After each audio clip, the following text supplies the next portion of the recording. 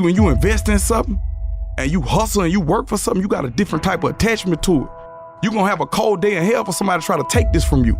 We live by this, we die by this. We don't surrender, we don't retreat. And your brain is the most powerful weapon. Your brain is the most powerful weapon in the world. Your brain is the only thing you have when you're going through depression, when you're going through hard times, when you're going through death. You're alone. You're alone. You may have a shrink you're going to, you may have a best friend you're going to, but there's 24 hours in the day where you're alone in this brain. And your brain is talking to you in all kinds of ways. And it wants to control you and pull you in these different pockets. You got to tell your brain where you want to go and how you want to go and how you want to get there. You got to control it. If not, it's over. What existed for me was, okay, man, how am I going to? And all I knew back then was hard work. The only way anything gets accomplished. That's all I heard back in those days. You gotta work hard. You gotta work hard to make this work.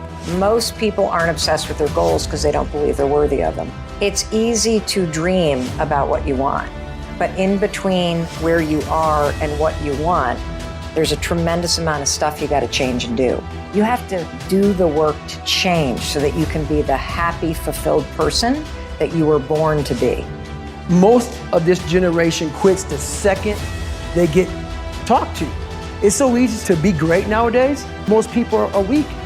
This is a softened generation. So if you have any mental toughness, any ability, if you have any fraction of self-discipline, the ability to not want to do it but still do it.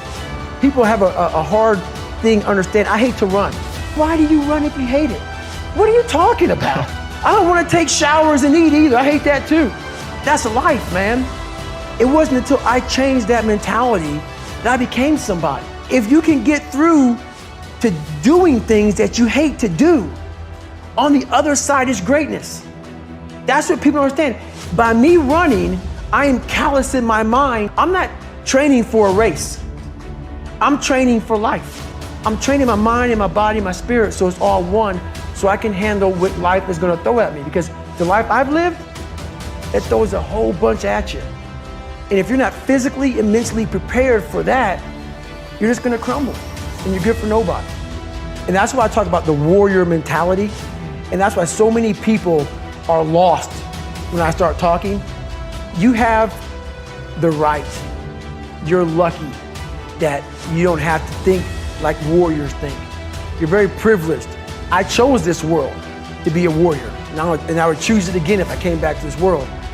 But the mentality of a warrior is very different than the normal mentality. So to be a warrior, why people don't understand me, I'm glad you don't understand me. Merry Christmas, good on you.